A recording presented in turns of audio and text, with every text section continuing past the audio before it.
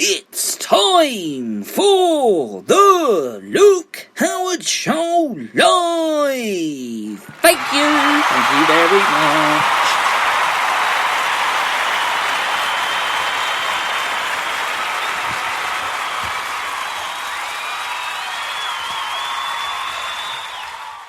I would actually think the best part of the show is, of course, that applause. It's got to be the best part. Morning. Welcome to the show, and welcome to a brand new week of the one and the only show, the Luke Howard Show. We're kicking off this week with a very special show because, of course, it is Bank Holiday Monday. So we're kicking off with one of those special shows this week, and then we're on all this week, of course next week, and all the many weeks to come until I've been told to go back to normal on the Saturday. But we'll keep you updated about that. Now, this week isn't only just a bank holiday as well, it's also half term. So it doesn't really seem like half term, really, though, does it? To be honest, I don't actually think it does, because people were just working from home, so it's not really, this sort of, it's not really the same. It's not the same at all. So, but it doesn't seem like it's half term, to be honest with you. It just feels like a normal week. But however you're spending your holiday week, well, if you're just at home, of course, because you can't really go anywhere, can you? Well, to be honest, you can't really go anywhere at all. So, however you're spending your week off, if you are off this week, spend it with me, the one and the only Luke Howard, on the one and the only show, the Luke Howard Show. Great way to kickstart the day, of course, Monday to Saturday. That's Monday, Tuesday, Wednesday, Thursday, Friday, Saturday. We're on 6 days a week from 10 until 10:45. So sit back, of course, relax, and enjoy Britain's brightest, best entertainment radio show. I've got to get that right, haven't I? I must get it right. So, that is what we are. Got loads to talk about today, lots of great music to play as well as usual, and of course we can't actually, we're not talking about what's on telly tonight, because I know what's on telly tonight though, because I think Who Wants to Be a Millionaire is returning to our screens once again, but I think it's an old show version, because a lot of channels, have you seen on telly at the moment what they're doing? I mean, I've seen it. I mean, what they're doing is, I'll tell you what they're doing, all they're doing is just playing shows back and back and back again. Over again. We've seen it all before. They're just doing old ones back over again. So do get in touch with us today. We'd love to hear from you. Of course, if you're new to the show and you're listening, not like my regular listeners, but for the ones who are listening, who are off today, who have got a day off, and who are listening this wonderful, beautiful, sunny, hot bank holiday, it's going to be a really hot day. And do get in touch with the show if you are listening and you are new to the show and you are listening today. 07593 847 105 is the number to text or call. And as I say, please, if you do text on the show, put the word talk and your name and where you're from, so we know who you are. Or you can call us 07593 847 105, and we'll definitely get back to you and we'll do a mention to you on the show. Now, just to let you know, tomorrow's show is also going to be recorded. Now, we would usually do things are a bit different on the show this week. So tomorrow's show is usually live, but we will be recorded on the show. Tomorrow's show will be recorded. So just thought we'd let you know about that. Okay, so so tomorrow's show is going to be recorded. We'll go over it again, and it'll come out tomorrow about 10ish, around about 10. Like today's show has also come out around about 10ish. You can also email us. We'd love to hear from you. Gary J Howard 68 at hotmail.com. It's all lowercase. Or there's another email, 345457 at student.hrc.ac.uk. Or you can use the hashtags, hashtag Luke Howard, hashtag Luke Howard Show, or hashtag stay at home and listen to the Luke Howard Show. You could also, though, find us on social media, on Instagram, at the Luke Howard fan page. We'd love to hear from you. Get in touch with us via on there as well, and we'll give you a big mention on the show. So there's this program on telly that I've been doing yoga from. Like I said on the show the other day, I have been taking up yoga, and it's an amazing thing to do. If you would like to do it, there's a program on this Indian channel called ZTV. You can record it. It's called Yoga for You. It's an amazing program. It's on for about 15 minutes. It's usually on early in the morning, but we record it so that I can watch it later on. So it's a very, very good program. It's about 15 minutes-ish sort of thing. It's very good. And, So, let's start off now. We're talking about what's in the papers. So, we're talking about Ryanair. Okay, in the news. Okay, Ryanair. So Ryanair bosses, they have been slammed plans to quarantine. I know, coronavirus again. Quarantine UK arrivals. So Ryanair boss Michael O'Leary has called plans to impose 14-day quarantine on international visitors to the UK Doric of the impromptu. Now, Mr. O'Leary told the BBC Radio 4's Today programme that they had no medical or scientific basis and face masks that would eliminate the risk of spreading COVID-19, and it is idiotic of its impenetrable, and you don't have enough police in the UK, apparently. We have loads of police. Loads! So, he said that Ryanair has said that it plans to operate nearly 1,000 figures per day from July the 1st and subject to continued fighting flights.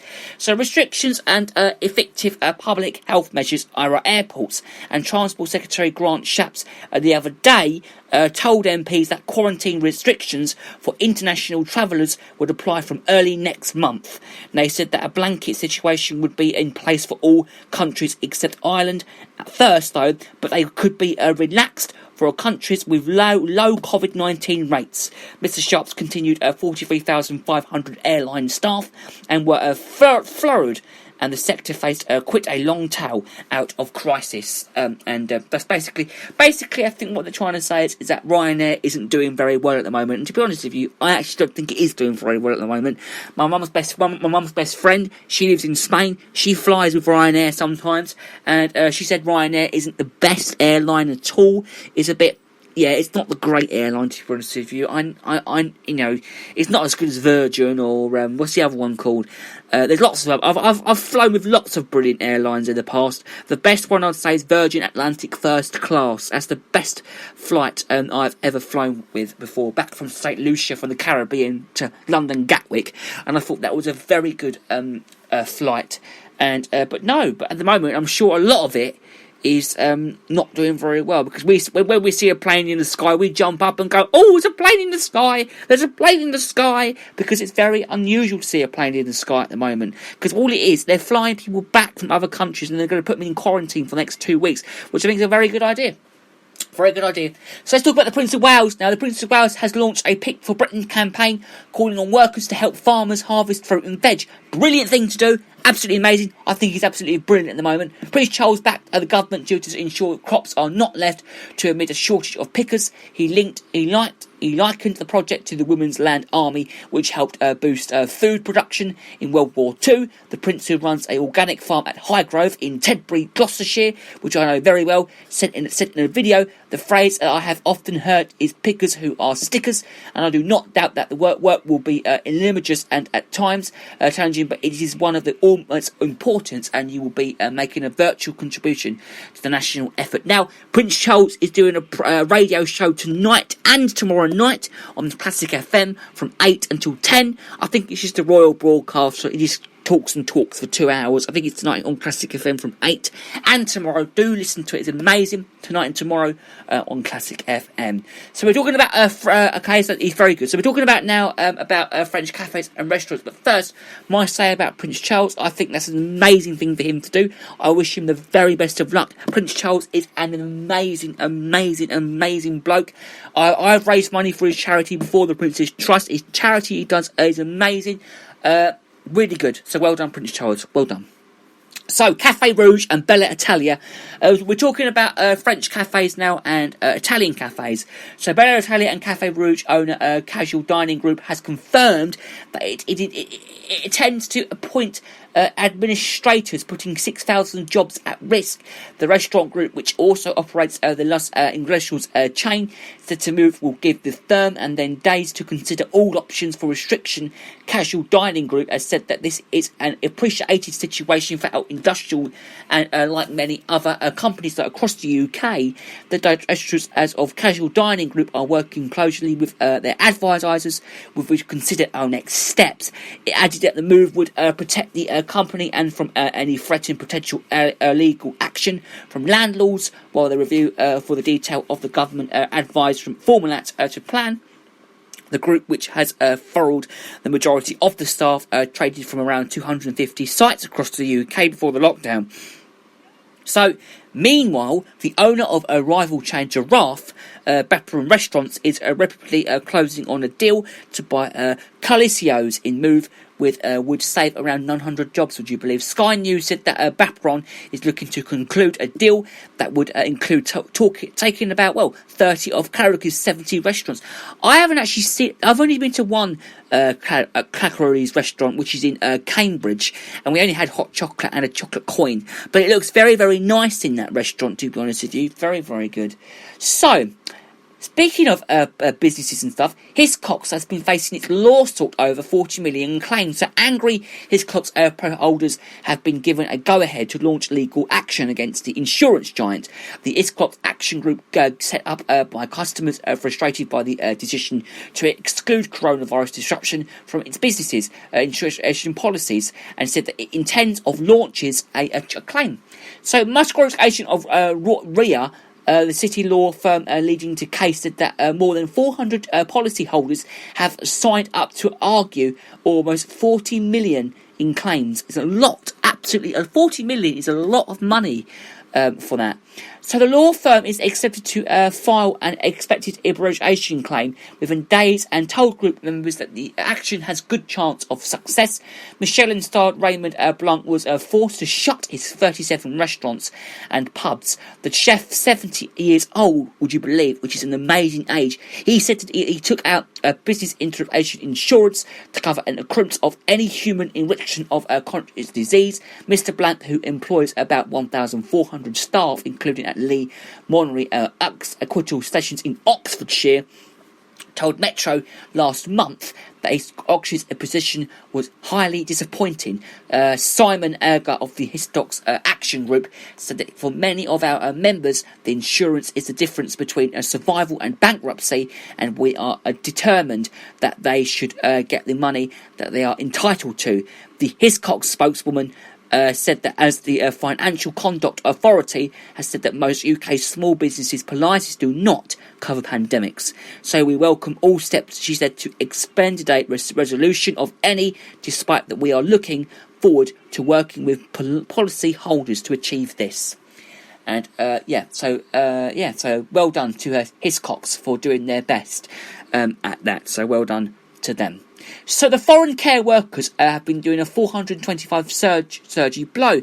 There are no current plans to expend foreign care workers from the NHS surgeons, despite from helping to save lives.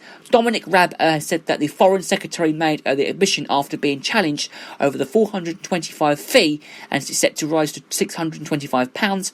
That they and their family members must pay, and he said that there would be a sensitive immigration system for all those especially frontline workers. And so Japan also plunged into a technical recession in the first quarter as a pandemic hit production. The Cabinet Office reported a 3.4% drop in GDP between in January and March, as exports dropped 21.8%. This followed a 1.9% fall between October and December. Japan's government has announced that an $833 billion package and plans more. This includes that small businesses and cash handouts. The country has seen more than 6,000 infections and 700 deaths, relative of how it's given, and has the world's oldest population.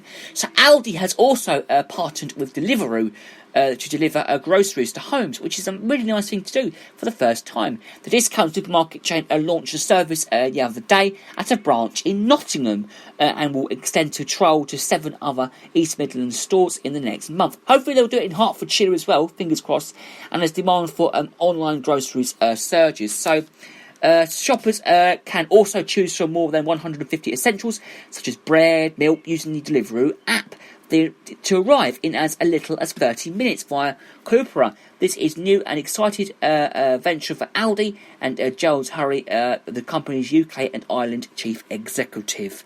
Wow, absolutely amazing. Well done to them. So we're going to talk about one more story now, and So this is Labour. We're going to finish up by talking about Labour. Now, why did it take so long, though, for them to add symptoms? Now, listen to this, because this is very, very interesting. So people a day by the end of the month testing for those expectation symptoms in seen as virtual to ensuring the infection rate does not rise again. And Labour's Jonathan Ashworth the other day, what it had